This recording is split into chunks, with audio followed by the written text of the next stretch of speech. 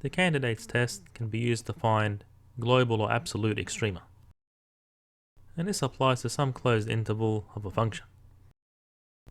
So given y is a function of x, we first test for local or relative extrema by setting the first derivative to 0.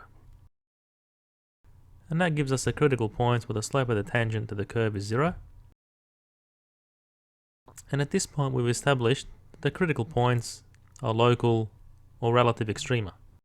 So we have a local maximum and a local minimum. And to determine if these are global extrema, we test them against the endpoints. So as we can see, this critical point is also a global maximum because it's the highest value of the function in this interval, so even higher than the value of the function at a and b.